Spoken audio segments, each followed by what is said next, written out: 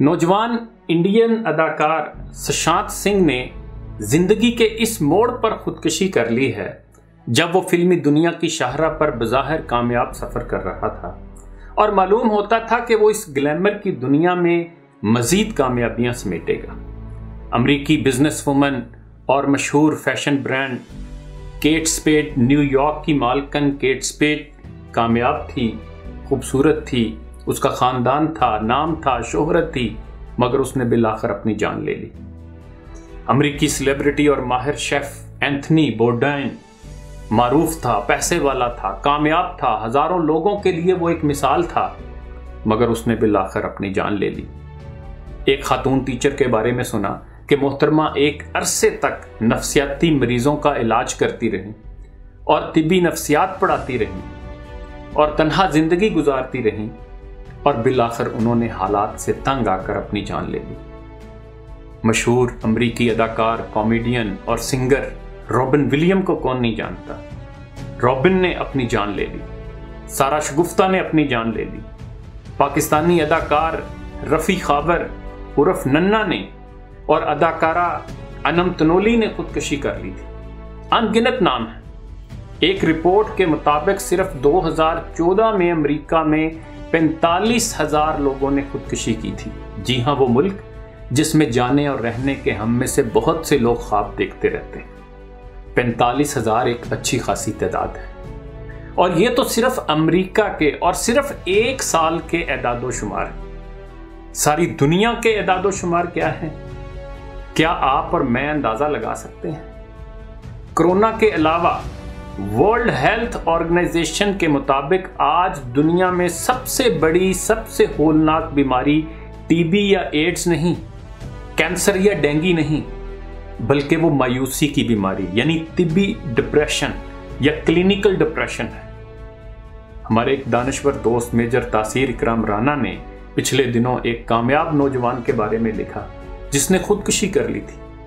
वो बहुत ही उम्दा लड़का था। उसने साइंस में हमेशा 100 स्कोर किया, आईआईटी मद्रास के लिए सिलेक्ट हुआ और वहां भी उम्दा स्कोर किया।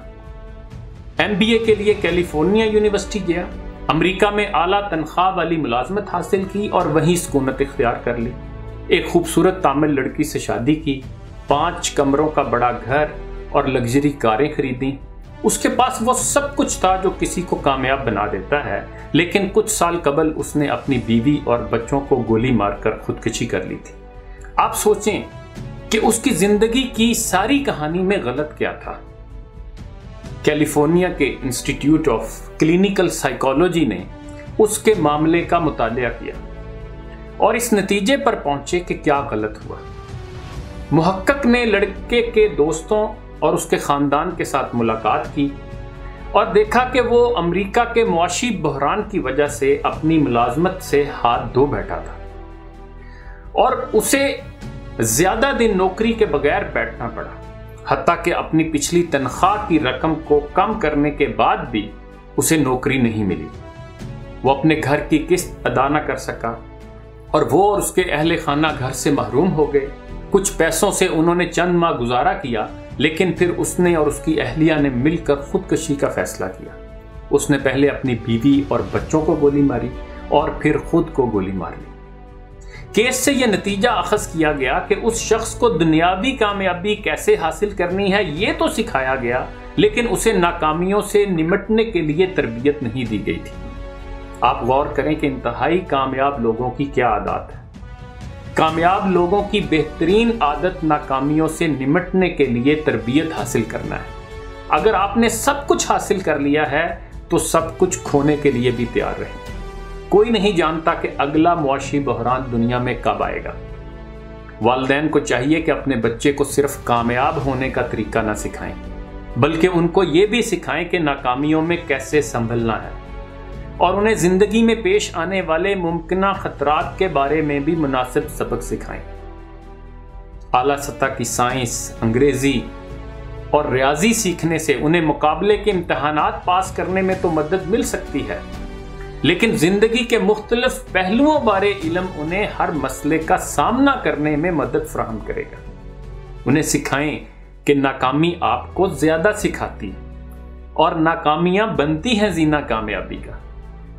डॉक्टर फरहान कामरानी ने कुछ 2 साल पहले एक आर्टिकल में लिखा था कि मायूसी किसी खौफनाक अजदहे की तरह इंसान को निगल लेती। लोग ज़ाहरी तौर पर मुस्कुराते रहते हैं, अपनी जिंदगी जीते रहते हैं।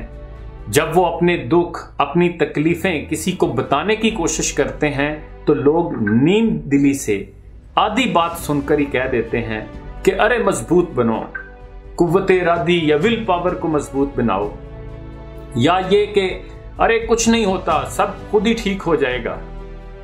मगर सब इस तरह खुद ही से ठीक नहीं होता और कुव्वत इरादी कोई जादू नहीं है। नतीजा ये कि मायूसी का मरीज अपने गम के साथ तन्हा रह जाता है। बकौल शायर, किसी का हाल कोई रुक के पूछता भी नहीं, किसी की सिमत कोई मुड़ के देखता भी नहीं। जमाना अपने कामों में मसरूफ है। जो गरीब है उसे लगता है कि अमीर आदमी क्यों कर मायूस हो सकता है, उसके पास किस चीज की कमी है। लोग सुनने को तैयार नहीं होते और सुन लें तो मानने को तैयार नहीं होते। फिर खानदान का सपोर्ट सिस्टम मगरिब में मुकम्मल तौर पर टूट चुका है और इस जदीद मुसाबकत भरी जिंदगी में रूहानियत का खला है, एक ऐसा खला कि जिसको ना शराब और एयाशियों से पाटा जा सकता है और ना एंटी डिप्रेसेंट दुआओं से। जब इंसान का ताल्लुक ना खुदा से रहे ना इंसानों से, तो सिर्फ और सिर्फ दौलत, ताकत, शोहरत की दौड़ भी आखिर किस काम की? दौलत किस लिए, ताकत और शोहरत किस लिए? अगर कोई रिश्ता ही नहीं, अगर कोई दूसरा है ही नहीं कि जो आपकी कामयाबियों पर खुश हो, ऐसे में इंसान के हर तरफ खला ही खला होता है। और ये खला, ये खालीपन, ये एम्प्टीनेस इंसान को आखिर में इतना बेजार, इतना तंग कर देती है कि वो अपनी जान ले लेता है। मगर ऐसा नहीं कि लोग मायूसी का शिकार होकर सिर्फ अपने इर्द गिर्द लोगों से ही मशवरा लेते हैं। लोग नफ्सियाती मुआलजीन के पास भी जाते हैं।